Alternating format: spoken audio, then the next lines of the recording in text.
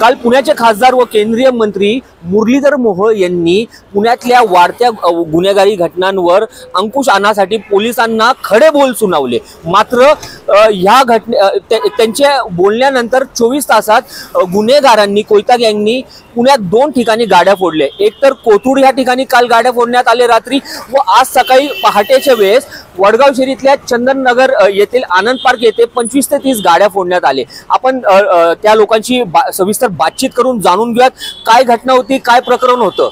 काही नाही, कारण रात्री खूप आवाज यायला लागला।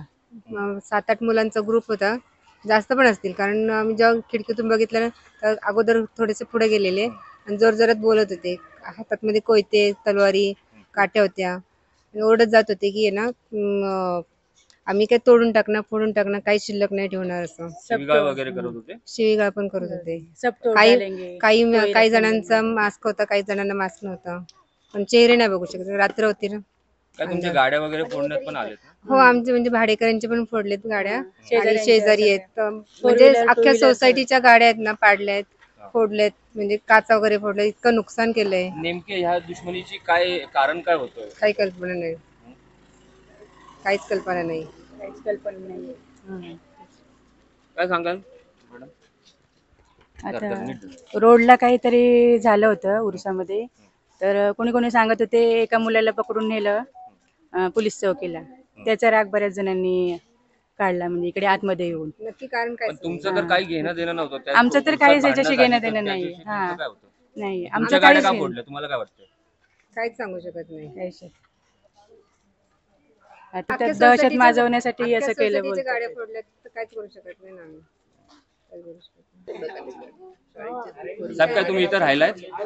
हो, इथंच माझं घर आहे। आणि काय होत झालेलं आहे आता पुण्यामध्ये, एक कोयता गँग हा प्रकार जो वाढत चाललेला आहे, दहशत माजवायची, आणि कमी वयातली मुलं सर्व हे 10-15 जण कोयते घेऊन दहशत माजवून, माझे भाऊ राहिले त्यांची रिक्षा फोडली इथं।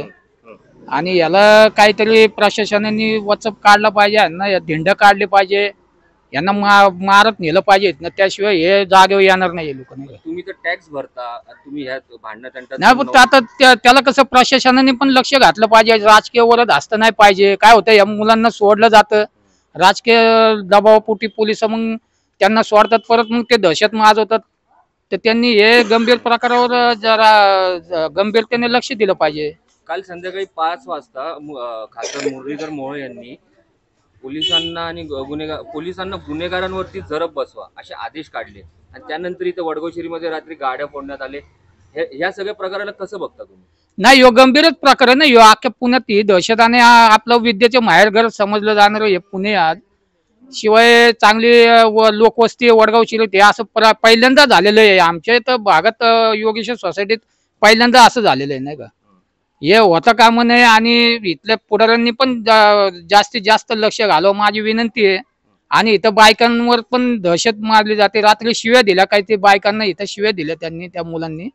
तर यांनी परत असं व्हावं नाही म्हणून यांच्यावर वचक बसवलं पाहिजे पोलिसांनी, नाही का? PI असतील त्यांनी पण लक्ष घालावं। काय आवाहन करणार तुम्ही त्यांना? आवाहन करणार म्हणजे या मुलांना पकडून खरं यांची धिंडच काढली पाहिजे वडगाव शहरात, त्याशिवाय हे सुधारणार नाही, नाही का?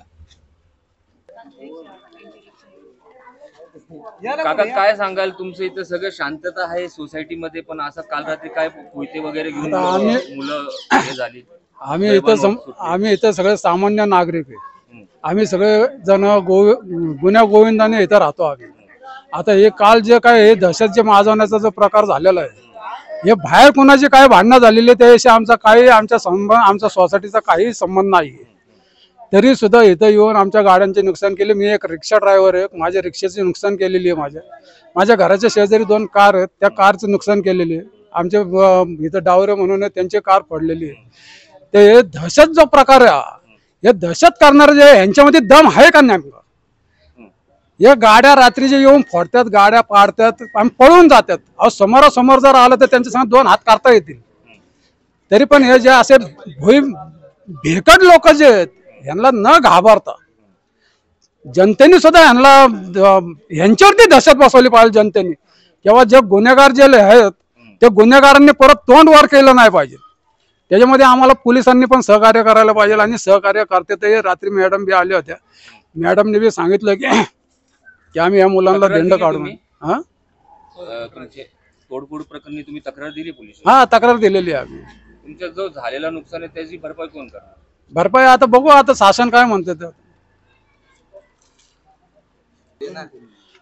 जवळपास रात्री 10-12 मुलं होते, टपोरी पोरं, आणि ते आले पण, आणि त्यांनी जे भेटेल त्या गाड्या फोडल्या. आणि त्याच्यामध्ये गरीब लोकांचं काय नुकसान केलंय त्यांनी, गरीब लोकांची काही चुकी नसताना सुद्धा त्यांच्या गाड्या फोडून टाकल्या. तर शासनाकडनं आम्हाला एकच अपेक्षा आहे की बाबा त्यांच्यावर कठोर कारवाई करून त्यांना त्यांची धिंड काढली पाहिजे की ते परत हे असे गुन्हे करणार नाही, किंवा ते असे ह्या रस्त्याने किंवा कोणावरती ते काही अत्याचार करणार नाही.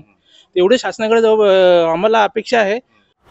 ज्यांच्या गाड्या फोडल्या त्यांच्याशी सविस्तर बातचीत अंती त्यांनी त्या नागरिकांनी एक प्रश्न उपस्थित केलाय की भांडणात आमचं काही नाही, आम्ही शांतता प्रिय नागरिक आहोत, आम्ही कर म्हणजे टॅक्स भरणारे नागरिक आहोत, तरी आमच्या गाड्या फोडण्यात येतात, त्याचा खर्च आम्हाला उचलावं लागतं, आमचं सुरक्षेचं तर काय, असा प्रश्न त्यांनी समोर आणलेला आहे. आपला आवाज न्यूजसाठी मी शेख झोहेब, पुणे.